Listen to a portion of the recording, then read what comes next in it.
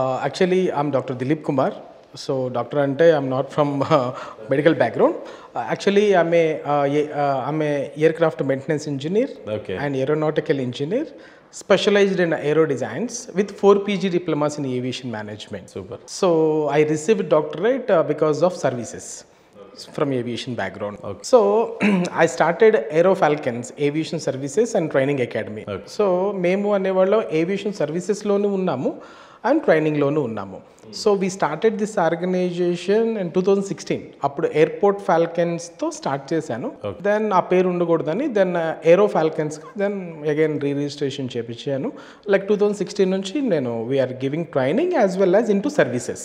బేసిక్గా Dilip garu airlines courses అన్నా airport అన్నా చాలా గ్రూమింగ్ ఫీల్డ్ ఉంటుంది. ఎస్. కమ్యూనికేషన్ స్కిల్స్ అంటే చాలా ఎక్కువ అవసరం ఉంది అని అనుకుంటా ఉంటారు. ఎస్. మీ కోర్సెస్ +2 ఇంటర్మీడియట్ అయిపోయిన తర్వాత చేసే కోర్సెసా, డిగ్రీ తర్వాత చేసే కోర్సెసా? యాక్చువల్గా as per DGCA, so director general of civil aviation అని మనకు మినిస్ట్రీ ఉంటుంది. Okay. As per the ministry ఏంటంటే ఒక పైలట్కి 10+2 ఇంటర్మీడియట్ ఉంటే చాలు.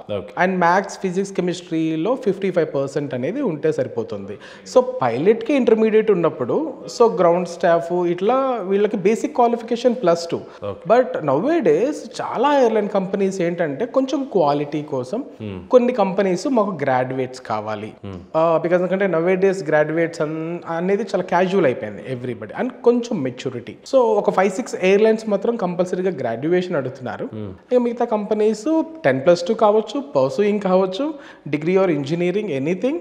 సో +2 మినిమం బేసిక్ లెవెల్లో ఉంటే పిల్లలకి సరిపోతుంది అనమాట. అంటే +2 చేసినా కూడా పైలట్స్ అవ్వచ్చు మీ దగ్గర?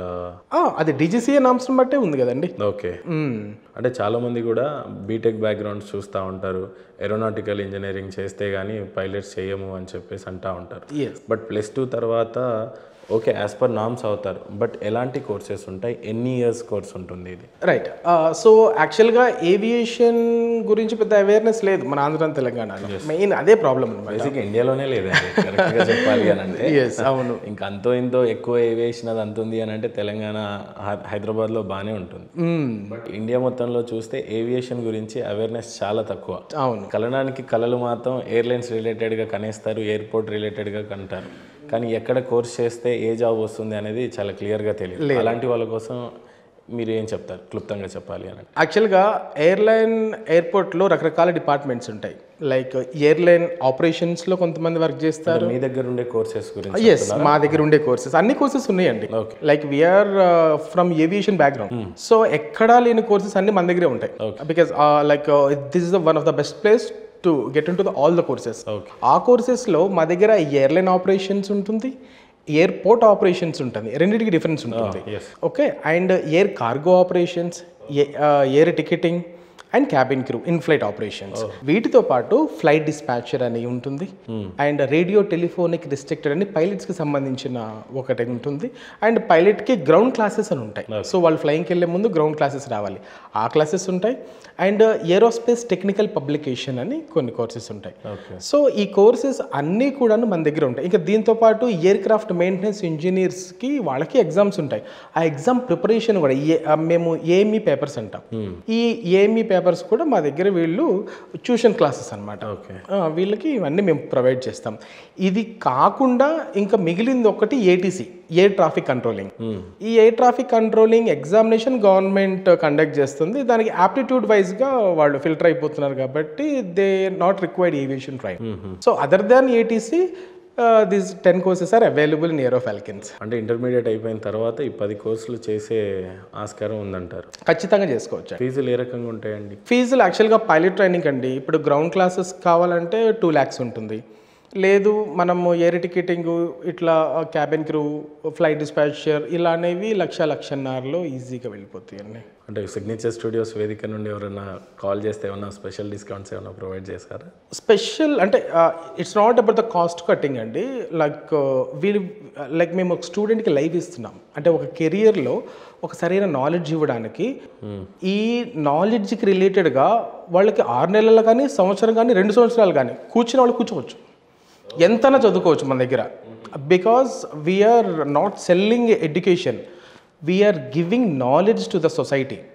సో నేను ఇది బిజినెస్ కోసం పెట్టింది కాదు. లైక్ ఏంటంటే దీంట్లో మేము మంది కూడా డిస్కౌంట్స్ అని చెప్పి కాంప్రమైజ్ అయ్యి ఎడ్యుకేషన్స్ అనేది బిజినెస్ లా చేస్తారు. For the first time aviation అనేది నిజంగానే ఇండియాలో ఒక ప్యాషన్గా పెట్టడం, నాలెడ్జ్ని నిజంగా కోర్సెస్ ఎన్ని ఇయర్స్ అన్నా కూర్చోవచ్చు అని చెప్పడం అనేది నిజంగానే చాలా గొప్పతనం అండి అది. థ్యాంక్ యూ సో మచ్ అండి. బికాజ్ ఎందుకంటే మా దగ్గర చాలా మంది ఎక్స్పీరియన్స్డ్ క్రూ ఉన్నారండి. లైక్ ఏంటంటే ఒక ఎయిర్పోర్ట్ మేనేజర్, లైక్ ఒక 20-25 ఇయర్స్ ఆఫ్ ఎక్స్పీరియన్స్తో ఉన్న ఒక ఎయిర్పోర్ట్ మేనేజర్ ఉన్నారు. సో 25 ఇయర్స్ మా దగ్గర 25 ఇయర్స్ ఆఫ్ ఎక్స్పీరియన్స్ ఒక ఎన్నో ఎయిర్పోర్ట్లకి ఎయిర్పోర్ట్ మేనేజర్గా చేసిన ఆయన మన దగ్గరకు వచ్చాడు. ఒక స్టూడెంట్ ఆయన దగ్గర నుంచి ఎంత నేర్చుకోవచ్చు? 6 నెలల్లో నేర్చుకుని వెళ్ళిపోతాడా? సంవత్సరంలో ఎంత నేర్చుకున్నా నేర్చుకోవాల్సింది ఇంకా చాలా ఉంటుంది. సో నాలెడ్జ్ అనేది పిల్లలకు ఉంటే వాళ్ళు ఏ స్టేజ్కైనా వెళ్తారండి. బికాజ్ మా క్రూలోనే అంటే మా స్టాఫ్లోనే కొంతమంది కొన్ని ఎయిర్లైన్స్లో రీజనల్ హెడ్స్గా చేశారు. మొత్తం సౌత్ ఇండియా ఉన్న అన్ని ఎయిర్పోర్ట్లకు హెడ్. అలాంటి మంచి మంచి పొజిషన్స్కి రీచ్ అవ్వడానికి వాళ్ళకి ఎంత మేనేజ్మెంట్ స్కిల్స్ కావాలి. ప్రతి ఆపరేషన్స్లో అంటే ఎయిర్పోర్ట్లో ఎయిర్లైన్లో జరిగే ప్రతి ఆపరేషన్లో ఏ ఒక్క సమస్య వచ్చినా వీళ్ళు సాల్వ్ చేయగలగాలి. అంత నాలెడ్జ్ ఇవ్వటమే నా మెయిన్ థీమ్గా పెట్టుకున్నాను అనమాట.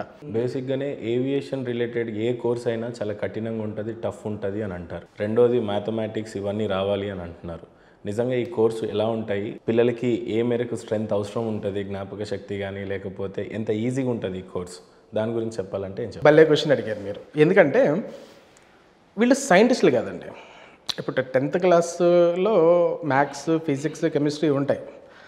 ఆ వయసు పిల్లలకు అనిపిస్తుంది ఇది ఎందుకు నాకు చెప్తున్నారు వీళ్ళు, ఈ క్లాస్ వల్ల నాకు ఉపయోగం ఏంటి, ఇది నేను నేర్చుకుంటే నేను మార్కెట్లో ఉపయోగిస్తానా, ఒక హౌస్ కట్టడానికి ఉపయోగిస్తానా, లేకపోతే బట్టల షాప్లో ఎక్కడ ఉపయోగిస్తానో తెలియదు పిల్లలకి. యూజువల్గా వాళ్ళు ఒక బట్టిఫైలోనే మొత్తం అంతా వచ్చేస్తుంది. కానీ ఇక్కడ ఏంటంటే అర్థం కాని ఫిజిక్స్, ఎందుకు చదువుకుంటున్నాము అనుకునే మ్యాథమెటిక్స్, అవసరం లేని కెమిస్ట్రీలు ఇవేమి ఉండవు.